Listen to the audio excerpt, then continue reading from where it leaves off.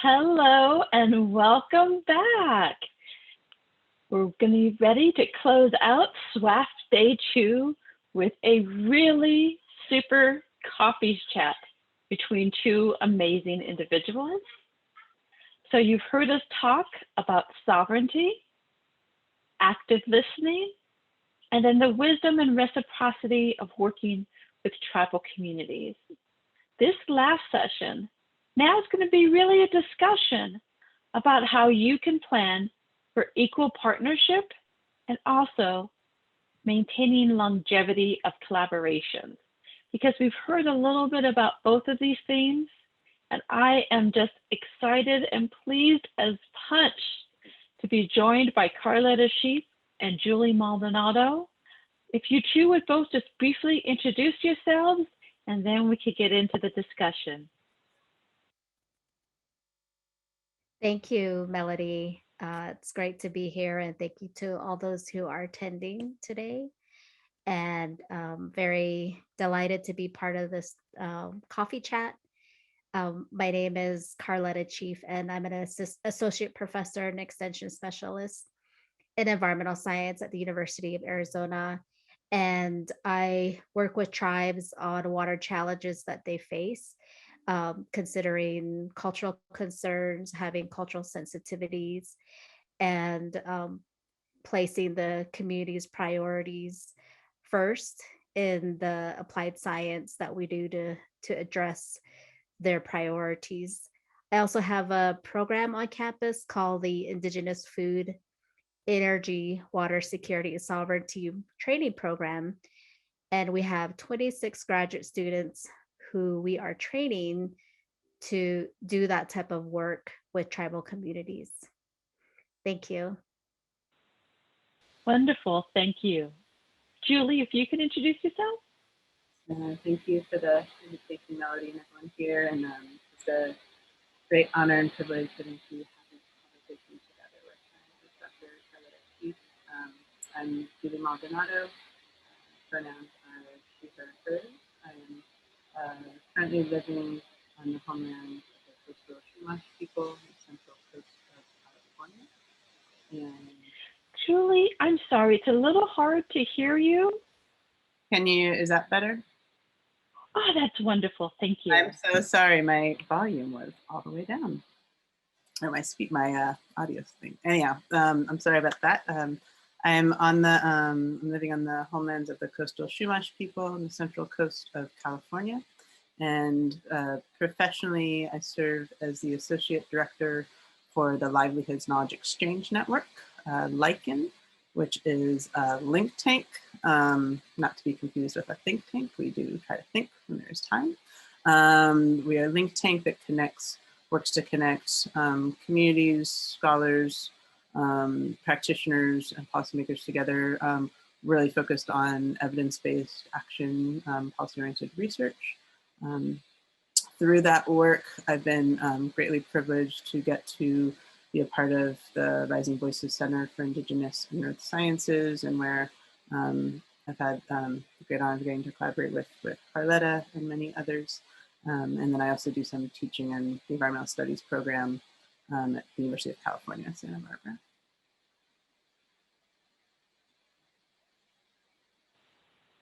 All right, ladies, grab your coffee mugs, and I'm just going to sit back and listen to your chat. Thank you, Melody. It was a little late in the day, and that's why I'm getting old, because I had to go with the water.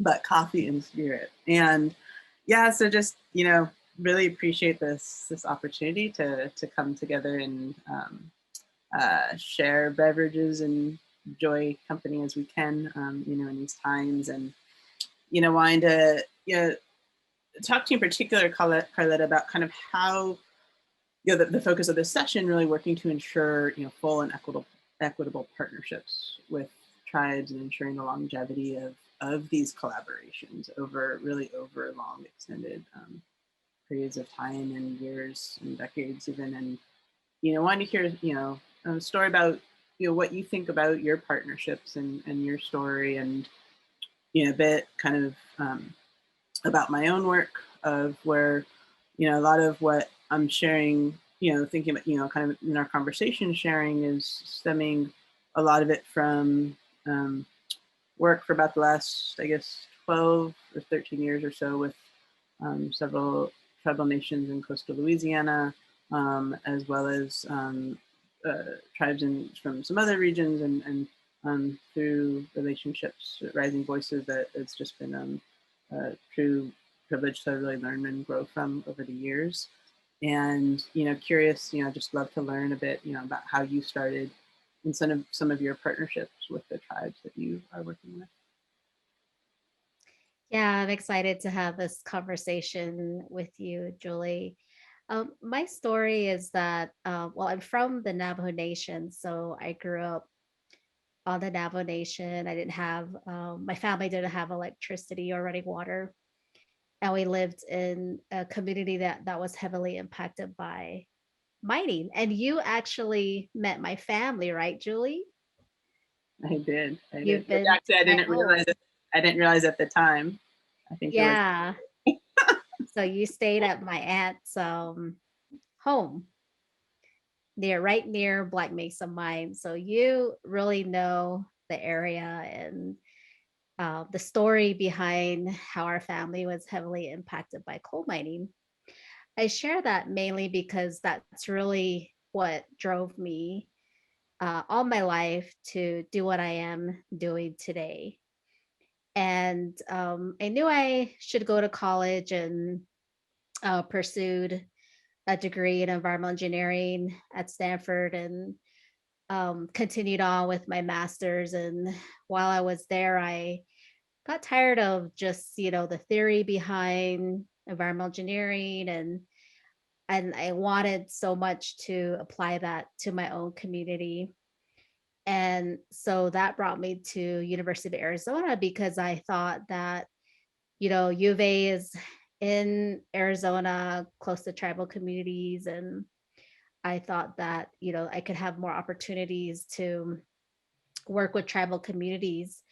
So I pursued a PhD in hydrology. And even though I went around to all the faculty asking, if anybody would host me or mentor me to do this work with tribal communities, nobody really was interested, unfortunately.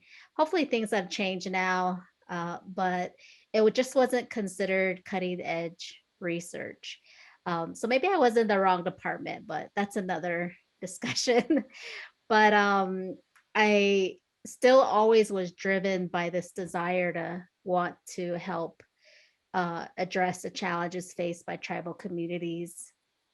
And to make a long story short, I ended up doing a postdoc, and it was during that postdoc, towards the end of my specified funding that I was there for, I was able to start to work with tribal communities and be able to apply for grants. And that really gave me the foothold to take the next step. So my first project was with the Pyramid Lake Paiute tribe, working with, at the time, Chairman Mervyn Wright. And I'm still working with them to this day. And that was, over 14 years ago. And in my next career step, I really wanted to do that type of work and really explored those opportunities. And I found myself coming back to the University of Arizona. And thankfully, I got the job. But now in my position, I'm an extension specialist, which is a faculty position where um, uh, we have the responsibility of working with communities within the state of Arizona to bridge the university with the community's challenges. So that was 10 years ago when I started my position.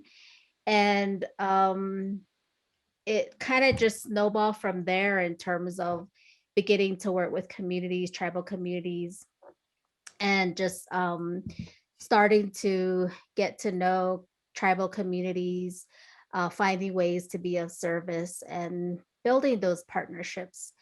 And and it was even within my own tribe, I still face the same sorts of uh, distrust. Even though I'm from that tribe, my own tribal member, my relatives didn't trust what I was doing because I was representing a university and doing research. So as a assistant professor, I was able to get seed funding to do this type of work, but I never was actually able to even do very much with that seed funding because I didn't have that trust. And then from there, it was working with you a lot on climate change. And we wrote a lot of papers, and we had a lot of workshops, did a lot of conversation with tribes. And I think it just slowly grew from there. And then uh, finding those opportunities to be in the communities, to translate science, to do presentations, to do workshops, to engage with students. All of that just was contributing towards trust building and partnership building. And through the Superfund research program, I became the PI of the Community Engagement Corps. And through that position, I started working with tribal colleges related to mining impacts and developing learning modules. So we spent a lot of time working with the tribal colleges on what it is they would like for curriculum development around mining. And I worked with Tohono O'odham Community College and Diné College. And through that, I started uh, being invited to come to tribal communities, either to talk about the work I'm doing, or to do a training, or to do workshop. And then eventually from there, I was asked questions about challenges in that development, to conversations about research opportunities and grant opportunities. So it was a course of many years of doing that, to build that trust. So I always tell, my colleagues that, if you want to work with tribes, you can't expect to do it overnight. You have to already be working in the communities, have already built the partnership, established a trust before you even start talking about, grant opportunities, um, or some long-term plan that you aspire to do. So I would say, it's um, a long process that involves commitment and dedication, a lot of conversation. And then for me personally, it was also driven by my own personal passion, of my lifelong desire to help tribal communities address the environmental challenges that they face. I appreciate you sharing that. Definitely brought back some good and interesting times we've been through, and navigating some of those spaces together. And always just appreciate your graciousness and humbleness kind of through all the processes and gentle teachings along the way. And a lot of that resonated, or I kind of came into just even climate work more broadly, more generally, came into it really more kind of from development lens. I was doing more humanitarian work and working with refugees and asylum seeking communities, and kind of through that process is what led me to really see the privilege, for not great reasons, being given, one, through the passport that I held in my hand, and the color of skin I walked around in, and was I'm born into, and started through really that work is what led me into seeing how could I be most effective with the communities I was working with and in that type of work, and was what led me to going into graduate school, and got accepted in DC, and was really working outside of that in issues around development and displacement and resettlement, and communities that are being displaced by large dam infrastructure, by mining projects, and getting more and more concerned that at the time there wasn't really as much of a focus on climate displacement, which seems kind of crazy now. It feels like you can't turn around without someone talking about it. But even just 10, 15 years ago, that wasn't the case as much. And so it was kind of, that in looking at the places and communities being most impacted, that, part of the concern was when it was talked about in isolation, but really of looking at so many of the holistic view as to the concern too, if you're talking about an issue in isolation, and any quote solution, which in that word's always very scary, that you're working towards the wrong thing, right? It's kind of that Band-Aid effect without really understanding that historical context and the foundation. And if we can't address the injustices that have also led up to this process, and really what's happening within that space. And that was kind of, where I came into this, and through conversations had met a woman who became, a mentor to me, and had invited me to where she was living and working in Louisiana, and just to really start, chatting with folks and kind of see what their concerns were.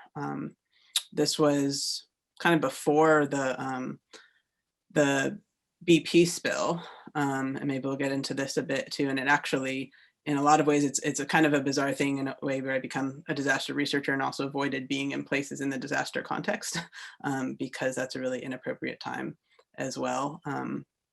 And so, especially engaging in that space, it's a very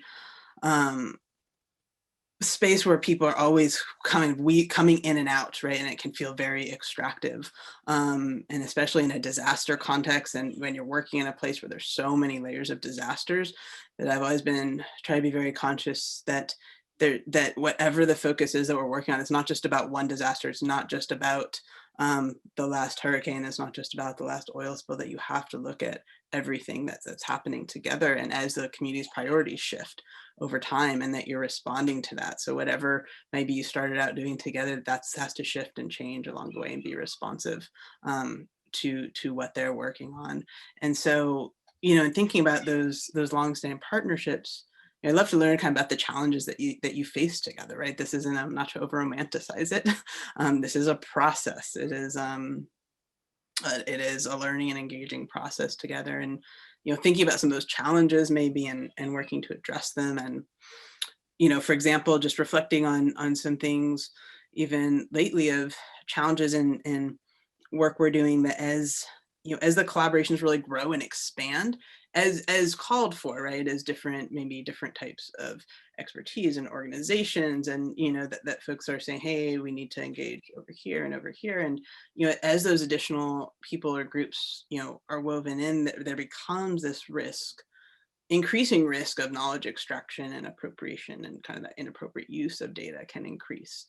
And so one approach that we've been working on in current collaborations to address this is developing what the communities have done for a long time, of really a declaration of principles that all partners are agreeing to, as well as agreement on data ownership and securing sensitive data so that it remains with the tribes, nothing is shared without their permission.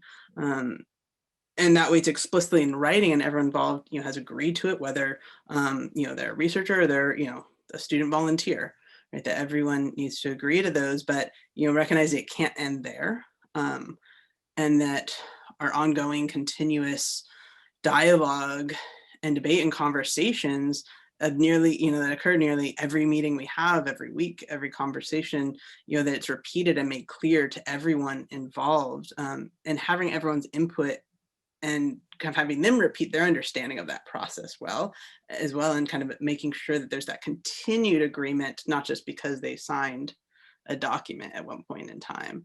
And I'm curious to, I'd love to learn kind of how if you've experienced any, challenges that nature, and really what you've done, you know, in response together. Mhm.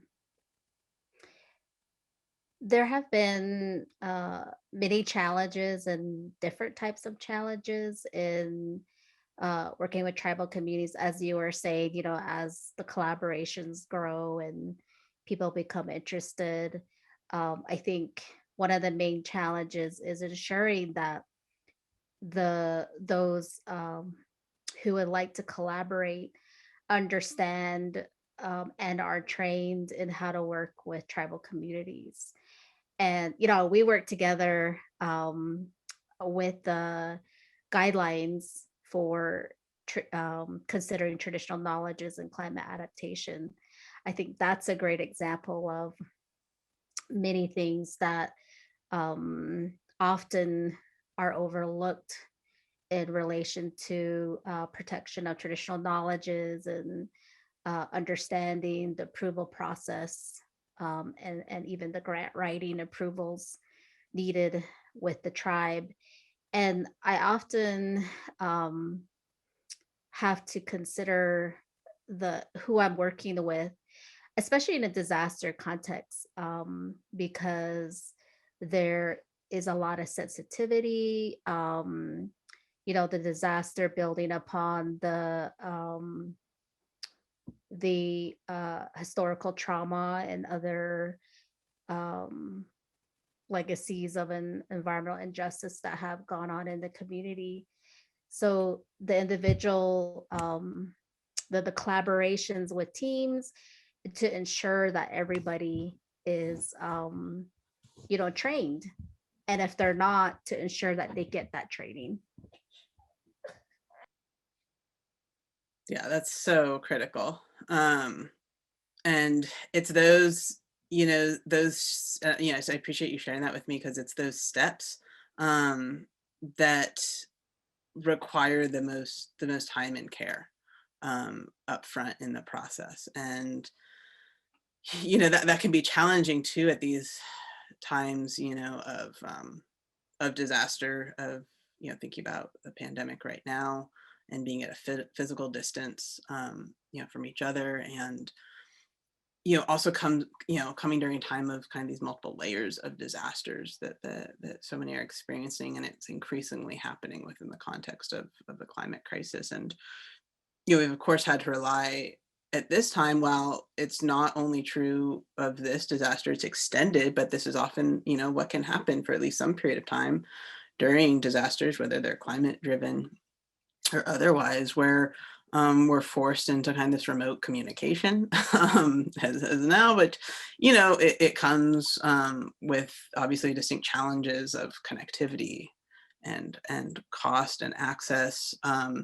You know, as although, you know, there are, you know, of trying to always, you know, what's a silver lining in it, of, you know, that, you know, able to bring people together, maybe that in some ways that couldn't always do so, and, you know, getting a little more creative of how that collective work is moving forward together. It's definitely called for I think pushing new levels of creativity and innovation in a lot of ways, and doing it in real time, and the kind of pivoting and, you know, flexibility that's built in, given how much everyone is going through, albeit in different circumstances and different contexts, of how much people are going through right now. And, you know, in those varying experiences that, you know, we found even and a little bit different from specifically tribal partnerships. We've been working with communities now in Southwest Louisiana that have been totally left off of, I mean, the devastation they faced is Hurricane Katrina all over again, writ large, and it's not even on the radar anywhere. And the kind of approach to the partnerships has been really different in this time of disaster, because people can't physically be together. And so of how people are communicating on the ground and with those supporting in different avenues has definitely taken on, you know, we've learned a lot along the way that I hope we don't have to replicate again.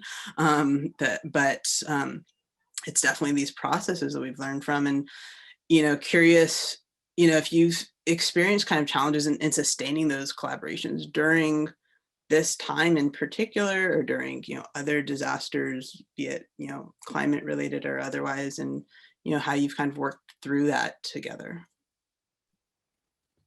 Yeah, I want to talk a little bit more about your question related to challenges, and because I spoke of one challenge, but you reminded me of the need to be flexible.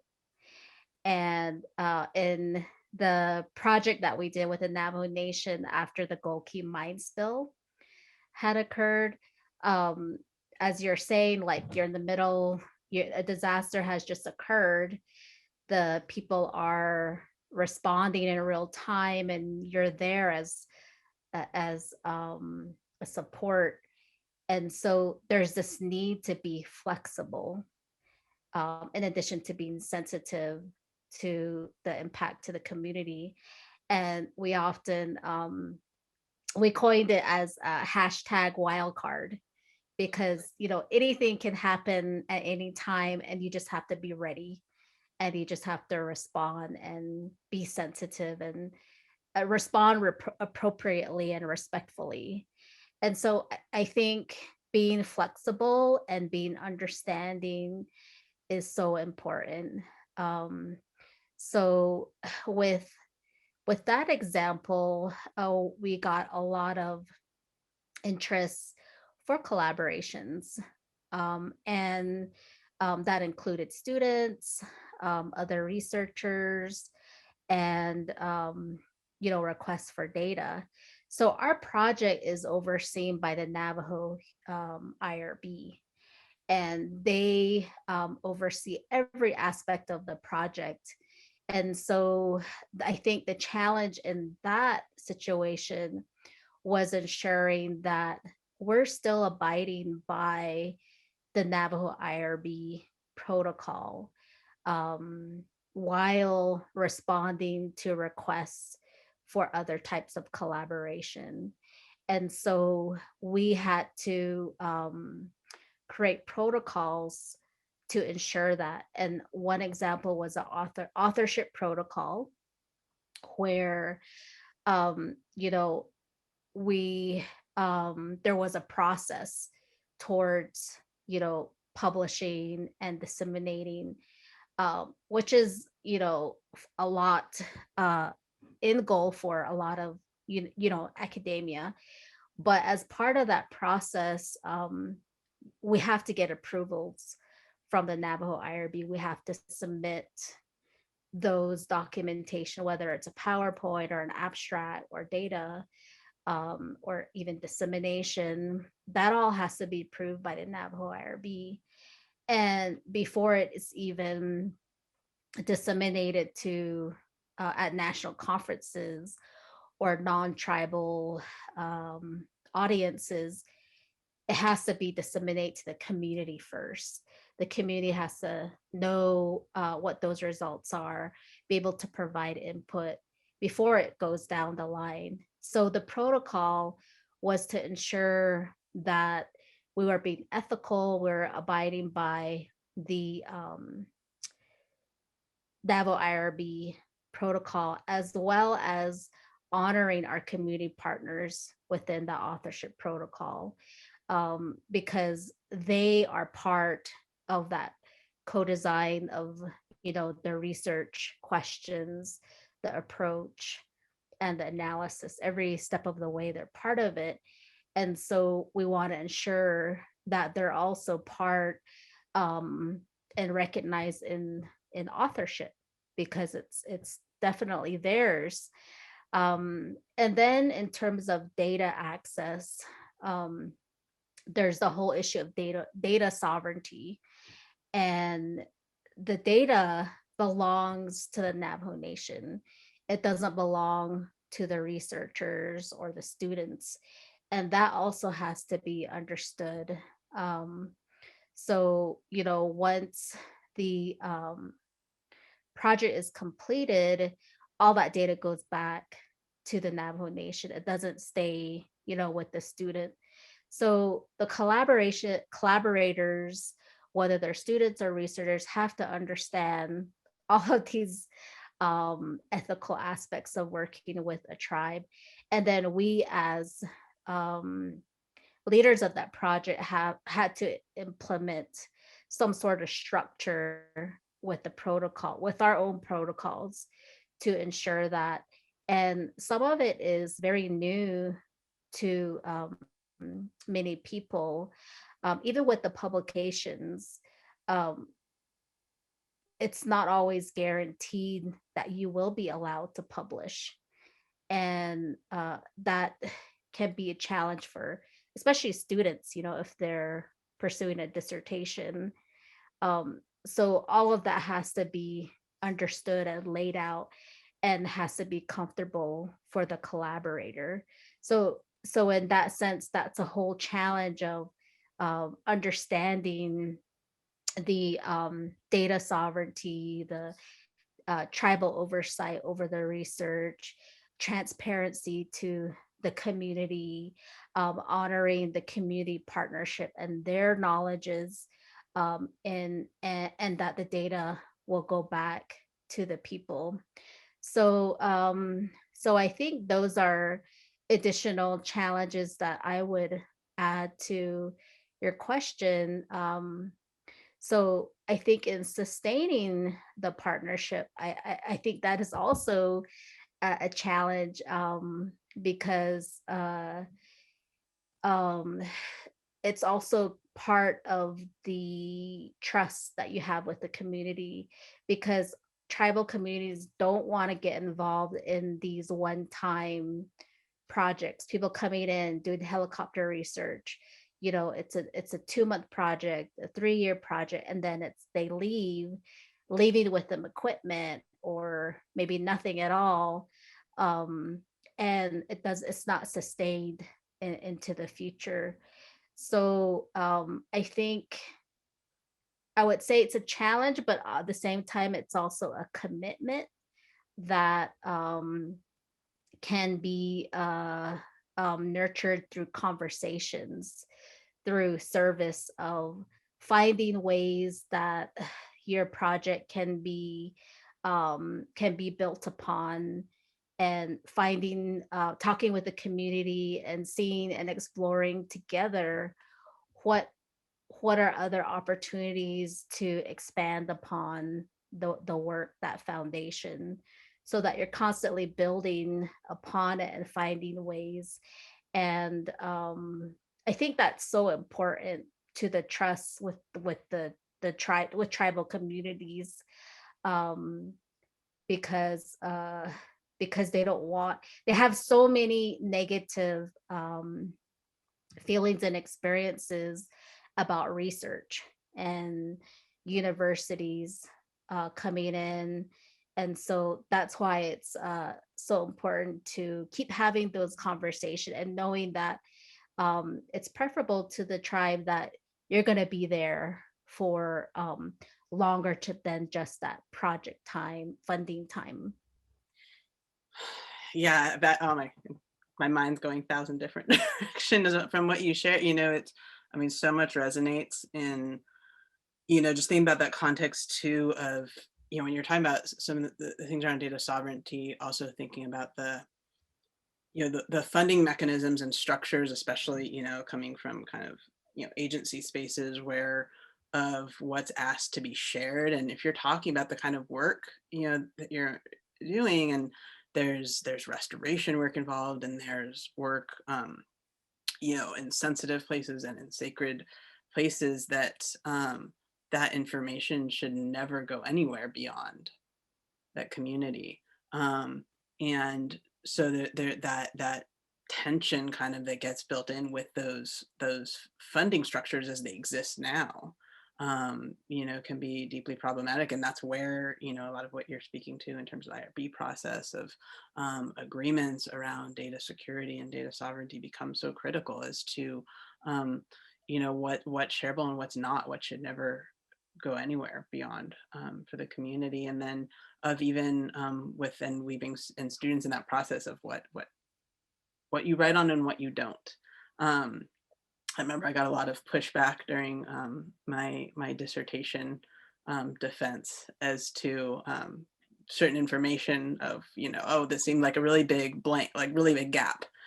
And it's like, how do you not know this? I said, no, there's a difference. It's not that I don't know that it's not going in there. It's never going in writing.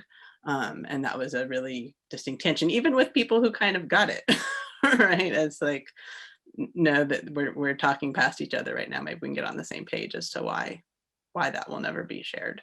Um, and, in thinking about that too, it's, so much of what you bring up is that long-term commitment where both the work shifts over time, but also recognizing that, there might be, research that you're doing together, and it's agreed that that's, something important to be looking at, but so much of that relationship is everything else that you're doing as well. That the research is one part of it, that's not the center part. And I think it speaks so much to the kind of, the critical important part of that partnership building is looking at what really are those shared values together. And you kept, several times you use the word trust, right? And I found that, that mutual trust is critically important. And then also how, especially as, someone coming in from that research base, how you're being held accountable to what you're agreeing to as well. How you're holding yourself accountable, that commitment you're making, and that this goes beyond. And one concern I have, is a lot of times people come in from like this lens from, oh, I was at a university and I got university IRB approval, right? I'm good. I mean, I don't think we even need to be that's a whole weak conversation right there, right? And recognizing, no, that was just something you had to go through for maybe university sign off. That's not what this partnership is about. That's not what's needed. That's not what actually builds that relationship and trust. And that's not even what you should be looking at to hold yourself accountable. That's some formalized document institution that's so problematic that we could spend the rest of the time on that. But of really that kind of level of transparency and accountability to each other. And, and then just, I'd love to learn more of kind of, your take on a lot of the values that are so critical in this work of, building from that mutual trust. And if there's other kind of, aspects that you found that really have to be at the, heart center of that partnership. Mhm, mhm. I can think of several more than what I mentioned in terms of those values. And I think a lot of it, one of the centering values is decolonize research methodologies, in that the community is the center uh, of the work that is being done. They're driving it. Um, it's based on their perspectives, their knowledge, and it's for them. And it's it's conducted in a way that's uh, prioritizing indigenous values. And then on top of that, all the other things I think connect, like communicating with the tribe, having tribal consultation, having tribal guidance and oversight, being transparent and communicating constantly and regularly with the community, um, contributing to the capacity of the community in many different ways, that is sustained not just for that project, and doing it in not just for one group of individuals, but for unique members of the tribal community, disseminating the results and reporting it back to the community. And that all connects back to data sovereignty. And all of that can be very intimidating, I think, if one wants to work with the tribal community. But even for myself, being a tribal member, having worked with tribes, I always definitely have a tribal mentor um, that works with me, somebody that's an expert, that is a leader, that it speaks the language fluently, that can guide me and really mentor me. Um, and that's so important to me in the work that I do with communities. And I think for anybody out there who wants to work with tribal communities, or any community, it's about understanding the community, and you alone can't always do that. Even if you're from that community, to really rely on the people who are experts within the community, that finding those community champions who can mentor you and guide you through that process. Yeah, thank you for sharing. I mean, that is, makes me think about like that kind of, entry point in a sense where, thinking about where we started the conversation a bit is, it's really how important that start is in the process. And, that sometimes that's the part, again, that can get kind of skipped or rushed based on if there's, kind of false timelines established by, that happens with research grants, right? It's on this timeline in a box and it's not really, allowing for, that a lot of that emphasis that's pushing towards is for, like concrete outcome and product and, what's quantitatively, quantitative kind of outcome without really looking at the process and the start is not just overnight, as you said, that can be years. That the relationships that are being built to even enable whatever's going to happen down the road becomes so critical in considering kind of that, the value of those relationships that aren't, the things that are not quantifiable, if you will, right? That we think about, the ways that we come together and the importance. One thing I've really learned along the way is the importance of acknowledging when I've made mistakes, and it won't be the first or last time. Asking forgiveness, but then also having that conversation around it is important, and I think owning up to that as well, and not hiding from that, but that becomes a place to grow from, really, together. And thinking about the kind of that radical empathy and love that we bring into the work, as those kind of critical elements of the partnership. And I'd love to learn. I know we're kind of just about out of time here, but of thinking about the commitments that you've made in your work and this approach to the sustained partnerships over the long term, and just if there's any kind of other real elements that if we haven't touched on yet, that you'd want to share in thinking about what's been really the most important part of the center of that partnership and process together. Yes. To me, I really feel that it's important for me to support the training of tribal community members and tribal partners and tribal students, to empower them, especially the students in their work, to be able to get involved in this type of community-based participatory research, because many of these Native American students want to go back to the communities that they're from, and they're really desiring that type of experience within their education. And so I think for me, that's part of the long-term sustainability of working with tribal communities, is uplifting the young people. And that includes K through 12, because they are the future leaders of tomorrow, and they're the leaders of the tribal communities. And to contribute to the community and their resilience is uplifting these young people to be part of that process as part of their education and their training, So even if, we can't do it all. So we need more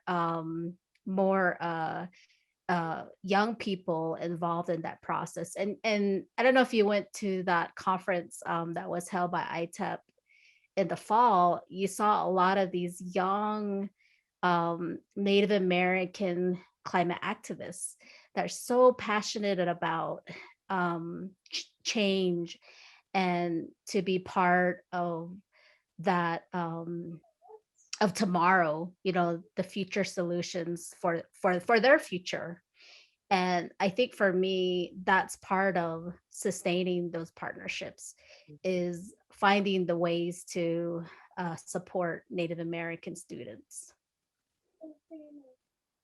Absolutely. And what you shared is just, it feels like just the tipping point that like, I feel like this is, I'm just so grateful that to even just start this conversation. And I hope that's what this is, right? It's a start.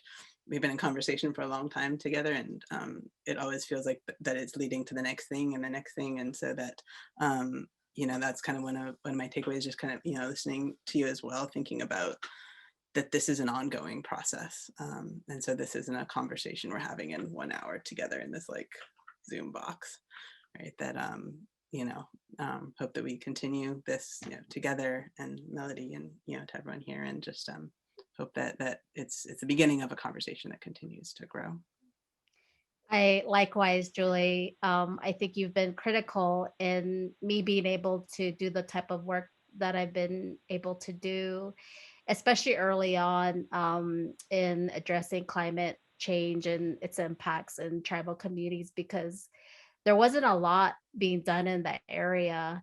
And, I got turned down so many times by researchers about collaborating early on, that I said, oh, I'm just going to go work with Julie and just get busy on that work. So I think that just really snowballed to where I am. So I definitely have a lot of gratitude towards you, Julie, and all the things I've learned from you as well, and just being able to continue to have these conversations.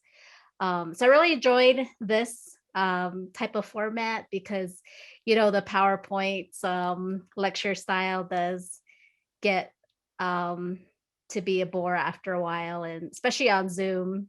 So I'd love to hear what the audience thinks out there, and look forward to this Q&A that we'll engage in next. And I'll give it over to Melody. Thank you.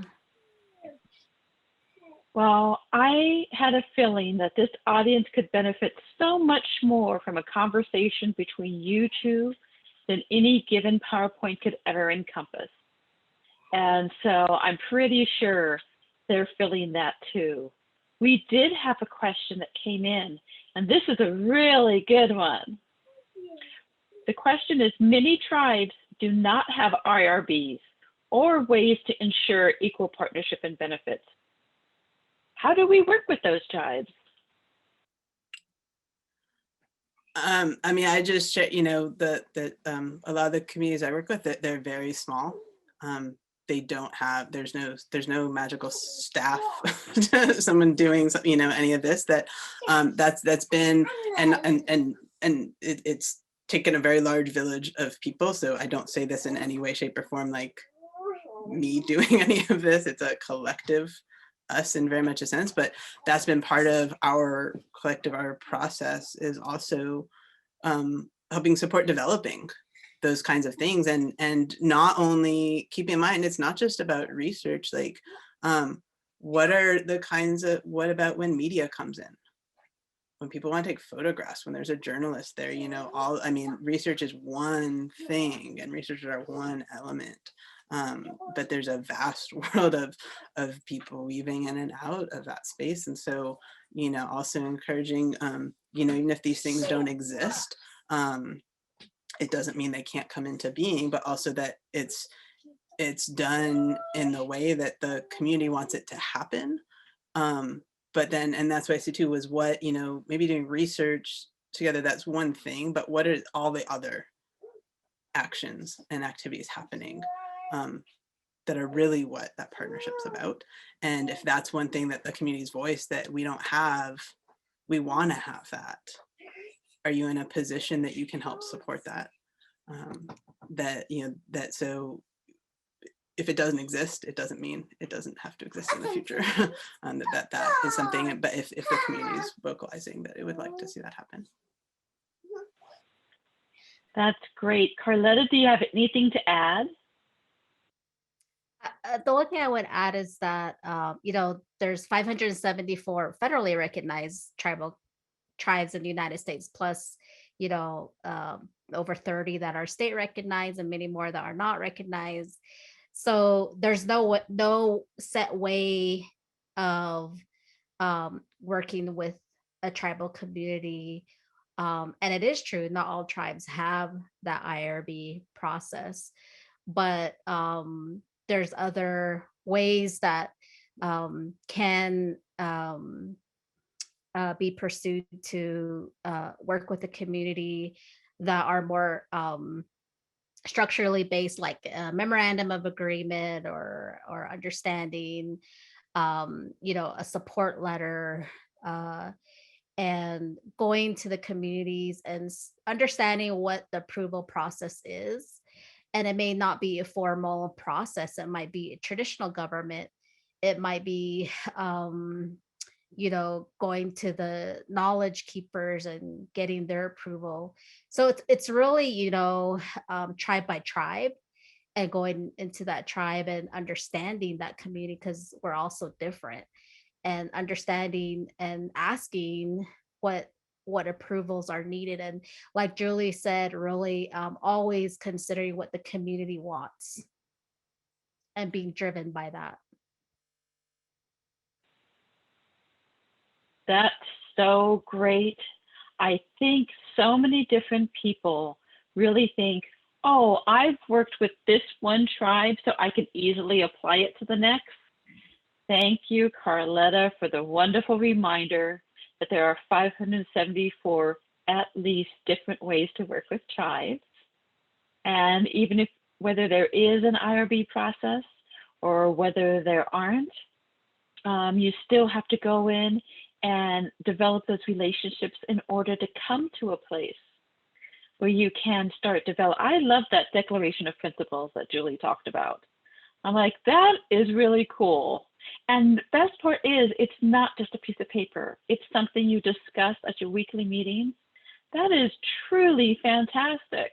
What a great way to have that conversation and engage in that listening and trust building. I'm a big fan. I'm a big fan now, Julie. Watch out. It's not my So I'm just participating. Okay. So we have about 7 minutes. Are there any other questions from the audience? They definitely, in thinking through this presentation, they wanted to know, have a little bit of engagement in the chat. So I'm happy to take any questions that pop up. Oh, nice. Melissa was ready. I am a climate scientist, and a lot of this discussion surrounding an idea, I might already have a project I was hoping to conduct that required tribal cooperation. In many cases, researchers may not have projects ready, but rather want to begin building the relationships to learn what might benefit the tribes and community. Do you recommend, what do you recommend for this type of interaction? Would this process look different? Or are there other good ways researchers can engage the tribes without particular projects in mind? That's a great question, Melissa. That's a very much step 101. And by the way, Julie, all children are welcome. So, you know, that's fantastic. She wanted up. So the question I'll leave to Carletta first. How do you suggest that people begin to engage without a particular project in mind? Actually, I personally think that that's the best way to begin engaging with a tribal community is not necessarily to have a particular project in mind, or you know, your own research ideas. And I think actually that's the best way, is let the community drive that conversation, get to understand what the concerns are of the by the community. And in the Goki Mine Spill project with the Navajo Nation, we did this through listening sessions where we just listened to the people, and tried to understand what their concerns were. And it was challenging for some of my team members because they're not used to just listening. They really want to start talking because, you know, that's academia for you. And I had to, you know, just warn them and just say, you know, just listen. We're just here to listen. You don't need to try to chime in or try to affirm what somebody's saying. Just listen. And I think that really helped us to understand and keep listening, not just in a formal listening session, but as you're in the community, just listen. You don't need to say anything really. Learn from the community, understand their priorities. And then we did that in the teachings as well, where we held teachings to disseminate our results, but also as a way to be an open educational format, and to provide ample opportunity for the community to speak, and for them to lead and drive that conversation, because this is their community. You know, they're going to live there for their whole lives, and we're just visitors. So it's only to honor being there as a guest, to just listen. And I think that's the best way to learn. And then through that listening, the projects will form, and you know, opportunities will be identified. I think one of the most stressful ways, and also ineffective ways, is to have a, you know, an RFP that's due in, you know, 2 months, and then you're suddenly going into community and saying you want to partner, and the community doesn't have time to even understand what you're doing or to provide input. And then, you know, things just happen really fast, and it may not even be what the tribe wants at all. That was beautiful. Thank you, Carlotta. Just to add, Go ahead. that it has nothing to do with the research, but the book doesn't. But one of my favorite book titles is "Listening is an Act of Love," and I don't know if we value that act enough, and it can be a very radical act, and difficult for folks of transitioning. Like, I feel like, you know, you're teaching, you're kind of on this like platform, and then realizing that you know, the spaces to do that, and when that's appropriate, when that's not. And that, you know, what you shared too is thinking about how meeting people really where they're at. Like, you know, everyone's just so overtaxed and overburdened, and like just not one more thing. And so what are people already doing? How are they already coming together? Of how do you meet that? Not creating something where, oh, you have to, this is something separate, or do you know, doing this over here, but how it's already integrating what's already happening. And so it's not another thing that folks are needing to be thinking about or remembering to be at, or things like that. That, you know, it's really meeting people with where they are and what's driving them, that informs that work together. Brilliant responses. Absolutely. I would just lastly add to Melissa, that's a better position to be in. The ability to be able to go in and listen, that's gold. And everyone here, this was really wonderful listening to you, brilliant mind speaking. What a gift you've provided us in your conversation, in your relationship with each other. It really comes through the screen. And so I appreciate you so much We're going to go into closing thoughts in just a minute. Thank you. And just please read through all the chat because everybody is giving you all kinds of praise. Thank you.